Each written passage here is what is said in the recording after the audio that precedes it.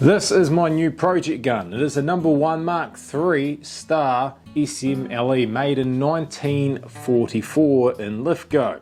As you can see from the footage on your screen right now, the forward especially has been butchered and if not molested. There's barely any of the forward left. Someone has came along with a plane or a chisel and just scraped it all away. Usually when you find a Lee Enfield that has been made into a sporting rifle, they've meticulously sanded down the forward and made it look round and so forth, and actually a lot of them do look kind of pretty.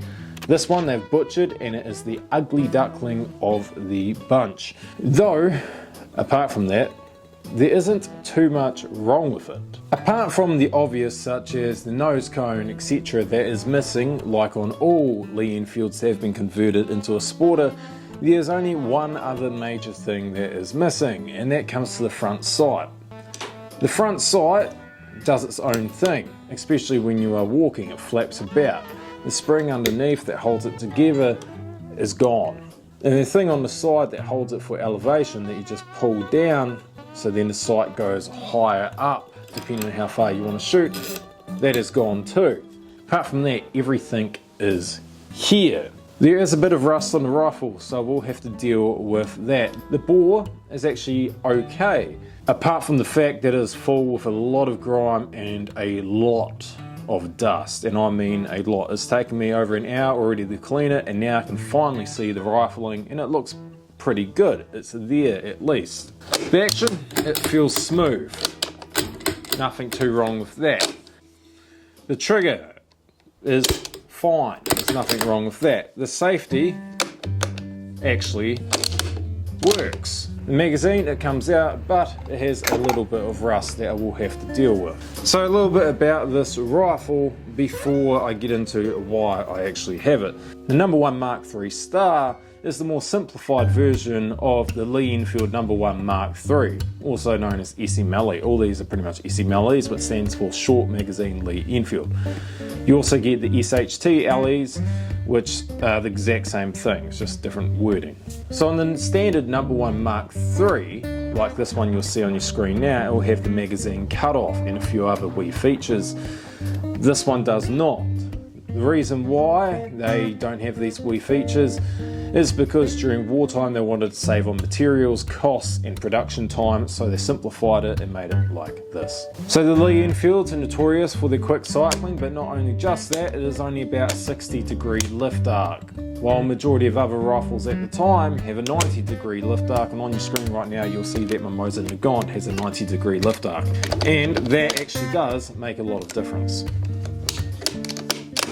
During wartime you'll only get one magazine. Magazine would be in your rifle, and you would load the magazine with 5-round stripper clips. At the time, a lot of the enemy's rifles and a lot of other countries' rifles only had 5-round magazines, and they were internal magazines that couldn't be detached either. In full wood condition or original condition like the one on your screen now, they weighed about 3.9 kg, and funnily enough the Lee Enfield rifle that replaced these, the No. 4, weighed actually more at just over 4 kg. So these rifles here, the No. 1, also known as the SMLE, was used in World War I and also World War II, as you know, because this one's made in 1944. These were also used in countless other conflicts, and the SMLE is actually still used, I think, in parts of the Indian police force. Correct me in the comments if I am wrong. So during World War I alone, over 5 million of these rifles were produced as well. So after World War I and II, a lot of Lee Enfield rifles were sold as surplus to requirements for militaries over the world. So the militaries would sell them off either to third world countries or so forth for them to use in their armies, as the first world countries were using better weapons at the time. They weren't only sold to third world countries, they were also sold on the civilian market in the first world countries like New Zealand, Australia, Canada and even the UK. In New Zealand, Australia and Canada, they became extremely popular as hunting rifles. That is partly why a lot of them now look like this, with the forewood, top wood and nose cone all taken off and stripped down for weight, because hunters wanted to carry less weight as possible. And at the time, these rifles were only a couple of bucks. It's like going into your local hunting shop and buying a $10 rifle to this day. You could go into a hunting shop back then, or go into a gun catalogue and order a Lee Enfield for about $5 or $10. Get it home, then strip the wood off it. There you go, you've got yourself a decent hunting rifle. So why on earth did I get this rifle? First of all, it was pretty cheap. Though there's a few reasons why it was pretty cheap. You could buy actually a sporter rifle like this, where the sight doesn't do this, for about $100 to $200. And at the same time, you'll have forward on the rifle, dare I say it, that hasn't been smashed with a hatchet, a plane or a chisel. But what I've been looking for over the past few months is a project rifle and also a number 4 Lee Enfield. I'll get to that in a minute. And this rifle popped up on a trading website where I'm from, and I jumped at it and I got it. All the bones are there. That's the main thing for what I want to do with it. And what I want to do with it is, I don't really know. I know at first what I want to do is to get a better forward, a sporting forward. So those are usually forwards that previous owners cut up when they butchered their intact Lee Enfield No.1 Mk3s. And I want to put that on here. I might want to take it out in the bush a wee bit. My first hunting rifle was actually one of these, though it had a scope. My second one was another one of these.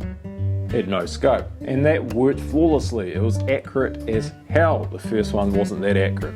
I've got also a sight that I want to put on this rifle. Now it's made by a company called J&T. I don't think they are around anymore, and they don't make these sights anymore. They're a New Zealand company, and they're wee like peep sight type things that you bolt on to your Lee Enfield No.1 Mk3. In the long run though, I do think I want to restore it fully, though I am in no rush. I want to practice first by just making it look good, getting rid of the rust, re-bluing some of it, sadly with cold bluing, and redoing the wood and the stock. And I want to take you guys along with me for a majority of it. Eventually it will return to the state that it once was, but it probably won't be within the next year. So first, come with me and watch me as I attempt to make this rifle look good once again. Thank you all for watching. I'm Ben. This has been Doing Things. I hope that you guys are all eager to watch this new series in progress.